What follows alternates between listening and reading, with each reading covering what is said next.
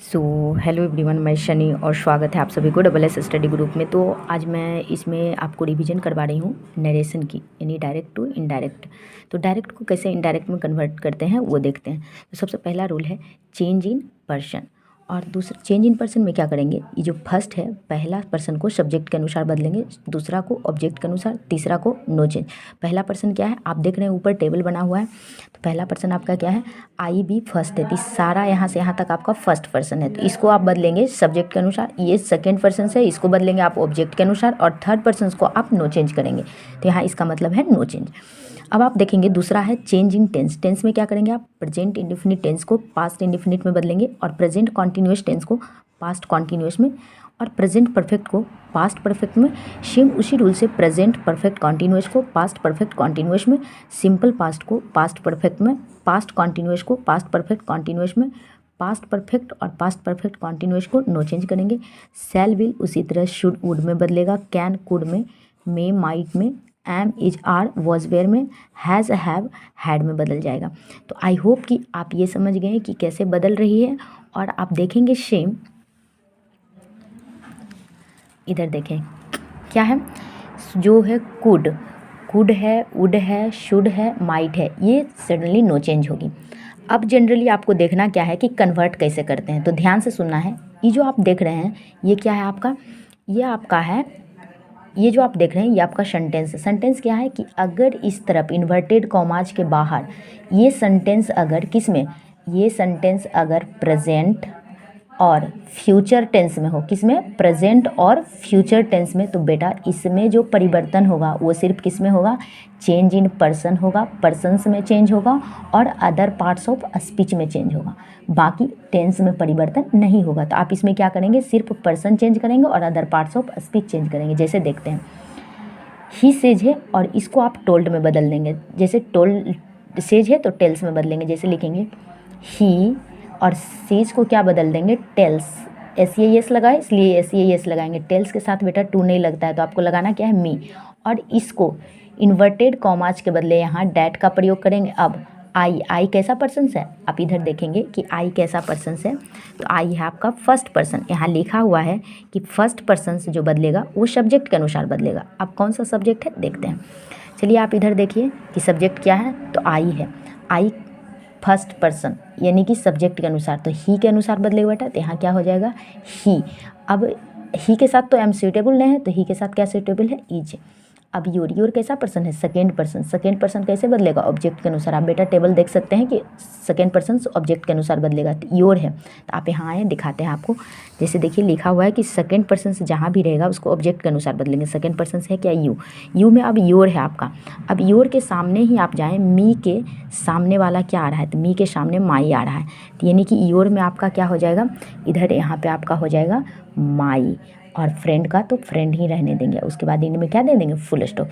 तो आप क्या समझे कि पहला कॉन्सेप्ट जो है वो है कि अगर इन्वर्टेड कॉमाज के जो बाहर सेंटेंस है वो प्रेजेंट और फ्यूचर में रहेगा, तो इन्वर्टेड कॉमाज के जो अंदर बदलाव होगा वो सिर्फ पर्सन और अदर पार्ट्स ऑफ स्पीच में। अब कहेंगे अदर पार्ट्स ऑफ स्पीच क्या है मिस, तो यहाँ देखिए change in other parts of speech. This किस में बदल जाएगा, डैट में, दिज दोज में, हियर देयर में, नाउ देन में, दस सो में, हेंस थेंस में, टुडे दैट डे में, टुमारो द नेक्स्ट डे में, येस्टरडे द प्रीवियस डे में, एगो बिफोर में। तो आई होप कि आप यहाँ तक समझ गए होंगे। चलते हैं कॉन्सेप्ट नंबर 2। कॉन्सेप्ट 2 बेटा क्या कहता है कि कॉन्सेप्ट 2 ये कहता है कि अगर मैं लिख दूँ कि he said to me inverted commas के अंदर आई एम योर फ्रेंड, तो आप देख सकते हैं बेटा क्या लिख दिए हैं कि he said me I am your friend. आप यहाँ क्या देखेंगे कि देखिए यहाँ पे जो आपका बदलाव हो रहा है ये क्या है, ये जो सारा है, ये जो बेटा है आपका, ये है इसमें पास्ट टेंस में, किस में है, पास्ट में। जब इधर पास्ट में रहेगा इन्वर्टेड कॉमाज के बाहर, तो ये जो अंदर में बदलाव होगा वो तीन चीज़ में, किस में, पर्सन्स भी बदलेगा, टेंस भी बदलेगा, और अदर पार्ट्स ऑफ स्पीच भी बदलेगा, यानी तीनों बदलेगा, तीनों में चेंजिंग होगा। तो देखते हैं चेंज करके क्या है। ही इस बार सेड है, उस बार सेज था तो सेड है तो इसको टोल्ड में बदल देंगे और टू हट जाएगा बेटा, क्या हो जाएगा मी। इन्वर्टेड कॉमास के बदले आप किसका प्रयोग करें, दैट का। उसके बाद फर्स्ट पर्सन है तो सब्जेक्ट के अनुसार ही होगा। अब टेंस में भी बदलना है, यहाँ कैसा टेंस है, I am your friend. Am किस में बदलेगा, यहाँ बेटा लिखा हुआ है कि एम किस में बदलेगा, एम बदलेगा देखिए जाइए, इज एम आर है जो बाजवेड़ में बदलता है, तो यहाँ किस में बदल जाएगा, यहाँ बदलेगा एम को वॉज में, ही के साथ वॉज सूटेबल है। अब सेकेंड पर्सन से योर, ऑब्जेक्ट के अनुसार तो माई हो जाएगा और क्या होगा बेटा, फ्रेंड होगा। तो आई होप कि यहाँ तक आप समझ गए होंगे कंसेप्ट 2। उसके बाद आप बेटा देख सकते हैं कि क्या है आपका, ये है कि जैसे ही यहाँ पास्ट रहे, मतलब इन्वर्टेड कॉमास के बाहर अगर पास्ट में रहे तो इन्वर्टेड कॉमास के जो अंदर बेटा बदलाव होगा वो होगा पर्सन्स में भी, टेंस में भी और अदर पार्ट्स ऑफ स्पीच में भी। जैसा मैंने यहाँ किया, क्या कि मैं कि पर्सन्स को भी चेंज की, बाजवेड़ एम इज आर को बाजवेड़ में चेंज कर दी तो वो टेंस में चेंज हो गया। और अदर पार्ट्स ऑफ स्पीच यहाँ नहीं है बेटा, जैसे कि दैट, दिस, यस्टरडे, टुडे, तो इस वजह से मैं यहाँ नहीं चेंज की। उसके बाद आता है कॉन्सेप्ट 3। क्या आता है बेटा, कॉन्सेप्ट 3। जैसे है कि he said to me, inverted commas के अंदर है एम आई योर फ्रेंड। क्या है, he said to me, inverted commas के अंदर है एम आई योर फ्रेंड। तो आप देख सकते हैं कि एम ये कैसा है, ये क्वेश्चन वाला सेंटेंस है, यानी कि क्वेश्चन पूछ रहा है।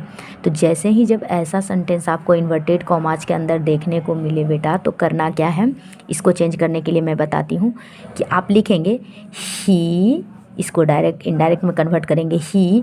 अब क्वेश्चन जब पूछ रहा है तो आप लिखेंगे आस्क्ड। क्या लिखेंगे, आस्क्ड। अब आस्क्ड क्यों बेटा, क्योंकि सेड दूसरा रूप है तो आस्क्ड का भी दूसरा रूप ही लिखेंगे। अब लिखेंगे ही आस्क्ड मी। इसको आप डैट में नहीं बदल के या तो इफ़ लिख दें या लिखें वेदर। क्या लिखेंगे बेटा, WETHER, वेदर। तो आप क्या कहेंगे कि इसको इफ़ या वेदर, तो इसमें कन्वर्ट करके और इसको पहले स्टेटमेंट में बदल दें। स्टेटमेंट मतलब बेटा इसको कर दें आप सबसे पहले स्टेटमेंट में बदल के, स्टेटमेंट मतलब कि सब्जेक्ट प्लस वर्ब तब ऑब्जेक्ट। तो आप देखिए इसको करके ये क्या होगा, आई तब एम योर फ्रेंड, ऐसे तो होगा। इसका स्टेटमेंट क्या होगा, इसका स्टेटमेंट होगा बेटा, जैसे मैं यहाँ करके बताती हूँ, आई एम योर फ्रेंड। अब आप देखें कि इसका स्टेटमेंट जब ऐसे हुआ तो आई है, पहले आई आएगा, तो आई है फर्स्ट पर्सन किसके अनुसार, सब्जेक्ट के अनुसार, तो यहाँ क्या हो जाएगा ही। और क्योंकि यहाँ पास्ट है तो बताए थे ऊपर में कि पास्ट रहेगा इधर, तो इधर सब कुछ में change in person, change in tense, change in other parts of speech, तो यहाँ मैं change in other parts of speech, change in tense, change in person भी करूँगी, तो पर्सन्स को भी तो चेंज कर दी। अब एम है तो एम की जगह पे क्या हो जाएगा, बाज। और योर सेकेंड पर्सन है ऑब्जेक्ट के अनुसार तो माई, और उसके बाद क्या होगा बेटा, फ्रेंड। तो आई होप, और उसके बाद फुल स्टॉप आप दे दें।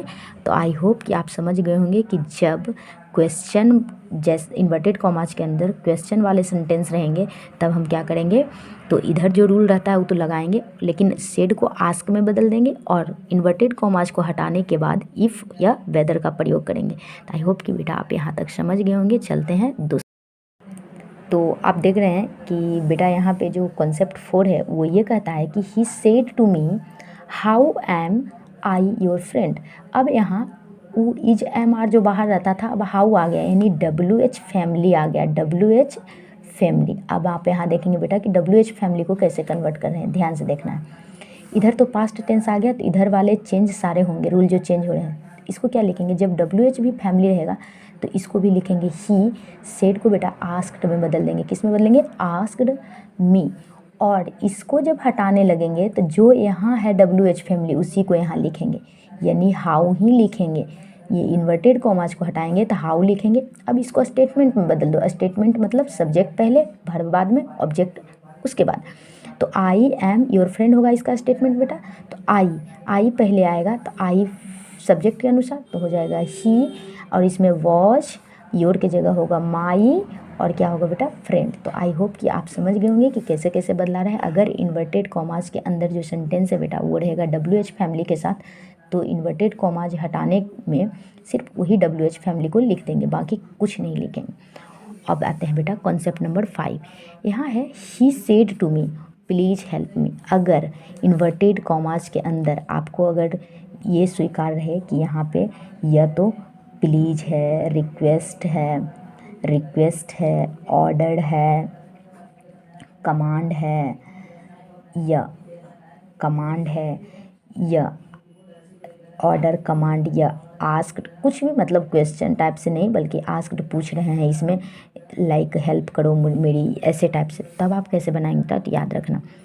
इसको जब बदलने लगेंगे तो सेट को क्या क्या में बदलेंगे, या तो आप रिक्वेस्ट में बदलेंगे, ऑर्डर में, कमांड में, आस्क में, टेल में, और कुछ में बदल सकते हैं, रिक्वेस्ट में, ऑर्डर, कमांड, आस्क, टेल, ये सब में बदल देंगे। तो कैसे लिखेंगे इसको, ही। अगर यहाँ फील आपको जैसा हो, प्लीज़ हेल्प मी, इससे लग रहा है कि रिक्वेस्ट कर रहा है कि मेरी हेल्प करो, मेरी मदद करो, तो आप क्या लिखेंगे, ही रिक्वेस्टेड मी। अब इसको हटा के इन्वर्टेड कॉमास के बेटा इसमें टू, और अगर निगेटिव रहेगा तो नोट टू लगाएंगे। क्या लगाएंगे, टू और नोट टू। और प्लीज़ और काइंडली ये सब रहे, इसको रिमूव कर देंगे और सिर्फ जो सेंटेंस है वही लिख देंगे, हेल्प मी यहाँ फर्स्ट पर्सन है, सब्जेक्ट अनुसार बदलेगा, तो ही का सब्जेक्ट हो जाएगा हिम।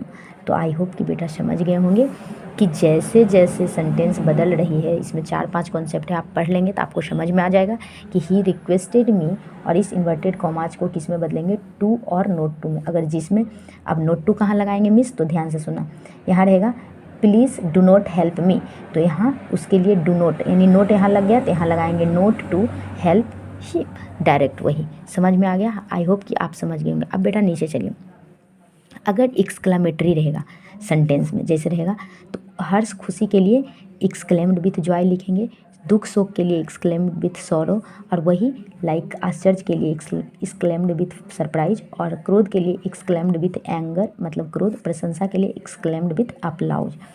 जैसे एक्सक्लेमेटरी कैसे होता है तो उसको एसर्टिव में बदल देंगे। जैसे बेटा यहाँ बदल रहे थे कि जो था हम how am I your friend, तो इसको स्टेटमेंट में बदल रहे थे, पहले सब्जेक्ट तब वर्ब तब ऑब्जेक्ट।